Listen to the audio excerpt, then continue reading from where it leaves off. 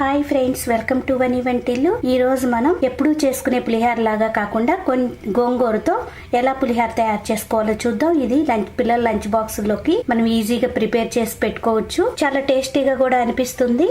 గోంగూర పులిహారని ఎలా తయారు చేసుకోవాలో చూద్దాం.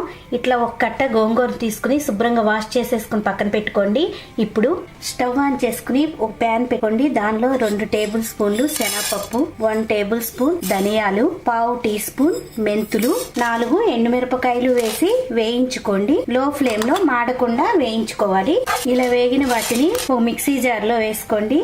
అదే ప్యాన్ లో 1 టేబుల్ స్పూన్ నువ్వులు వేసి వేయించుకోండి. ఇప్పుడు నువ్వులు వేగిపోయినాయి. వీటిని కూడా మిక్సీ జార్ లో వేసి మెత్తన పొడిగా చేసుకోవాలి. ఇలా అన్ని మిక్సీ జార్ లో వేసుకున్నాం కదా, దీన్ని చల్లారాక మెత్తన పొడిలాగా చేసుకుని పక్కన పెట్టుకోండి. ఇప్పుడు వేరే ప్యాన్ ఒకటి పెట్టుకుని దానిలో మనం తీసుకున్న గోంగూరని వేసి మెత్తగా ఉడికించుకోవాలి. లో ఫ్లేమ్ లో పెట్టుకుని గోంగూరని ఉడికించుకోండి. వాటర్ ఏమి వేయవసరం లేదు, ఆకుకూర కదా మనకి త్వరగానే ఉడికిపోతుంది. వాటర్ వేయకుండా దీన్ని మెత్తగా ఉడికించుకోవాలి. ఇలా మెత్తగా ఉడికాక స్టవ్ ఆఫ్ చేసుకుని దీన్ని పక్కన పెట్టుకోండి. ఇప్పుడు స్టవ్ ఆన్ చేసుకుని ఒక ప్యాన్ పెట్టుకుని మనకి పులిహోరలకి కొంచెం ఎక్కువ ఆయిలే పడుతుంది కదా, 3 టేబుల్ స్పూన్స్ ఆయిల్ వేసుకోండి. ఆయిల్ వేడయ్యాక మీకు పప్పులు ఎక్కువ ఉంటేనే పులిహోరలో బాగుంటుంది. దాన్ని బట్టి మీరు పప్పులు వేసుకోండి. నేను 1/2 కప్పు పల్లీలు వేసుకుంటున్నాను. ముందుగా పల్లీలను వేయించుకుందాం. పల్లీలు వేగాక 2 టేబుల్ స్పూన్లు జీడిపప్పు వేసి వేయించుకోండి. మనకి ఇప్పుడు జీడిపప్పు పల్లీలు వేగిపోయినాయి కదా, వీటిని ఓ ప్లేట్ లో తీసుకుని వేరుగా పక్కన పెట్టుకోండి. ఇప్పుడు అదే ఆయిల్లో తాలింపు వేసుకుందాం. ఎండుమిరపకాయలు వేసుకోండి, శనగపప్పు, మినపప్పు, ఆవాలు, జీలకర్ర, ఇవన్నీ 1/2 టీ స్పూన్ కాడికి వేసుకుంటే సరిపోతుంది. మీకు పప్పులు ఎక్కువ ఇష్టం అనుకుంటే ఇంకొంచెం ఎక్కువ వేసుకున్నా పర్వాలేదు. ఇప్పుడు దీనిలో పచ్చిమిరపకాయలు వేసుకుందాం.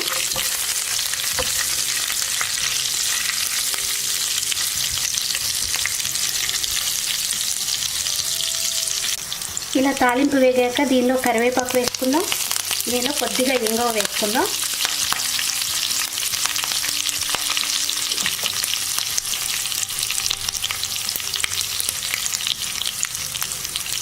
దీనిలో 1/2 టీ స్పూన్ పసుపు వేసుకోండి. ఇప్పుడు ఉడకపెట్టుకున్న గోంగూరను కూడా దీనిలో వేసి 2 నిమిషాలు వేయించుకుందాం.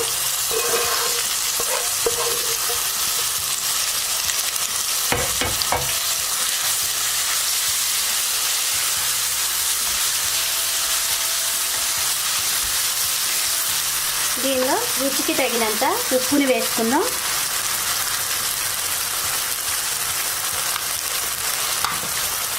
ఇప్పుడు 2 నిమిషాలు ఈ గోంగూరని వేగనివ్వండి.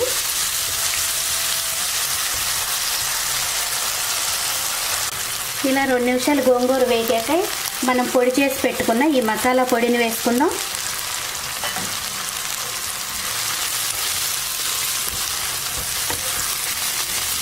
ఇప్పుడు 1 కప్పు రైస్ ఉడికించుకుని తీసుకోండి. ఉడికించుకున్న రైస్ని తీసుకోవాలి. 1 కట్ట గోంగూరకి 1 కప్పు రైస్ అయితే సరిపోతుంది. మీరు పులుపు తినేదాన్ని బట్టి, గోంగూరలో ఉండే పులుపుని బట్టి మీరు రైస్ని ఇంకొంచెం కావాల్సి వస్తే కలుపుకోండి. ఇట్లా నేను 1 కప్పు ఉడికించుకున్న రైస్ని వేస్తున్నాను.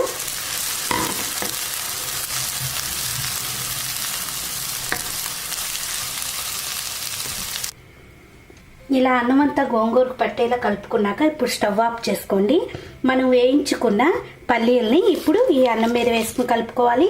ఇలా లాస్ట్లో కలుపుకోవటం వల్ల మనం ఎప్పుడు తిన్న ఈ పల్లీలు కరకరలాడుతూ తినడానికి ఎంతో రుచిగా అనిపిస్తుంది.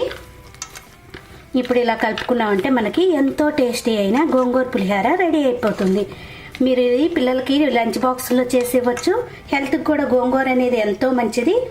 మీరు కూడా ఇలా ట్రై చేసి చూడండి. ఈ వీడియో మీకు నచ్చినట్టయితే లైక్ చేయండి, షేర్ చేయండి, కామెంట్ చేయండి. మరిన్ని వీడియోల కోసం వని వంటిల్ని సబ్స్క్రైబ్ చేసుకోండి. Thank you for watching.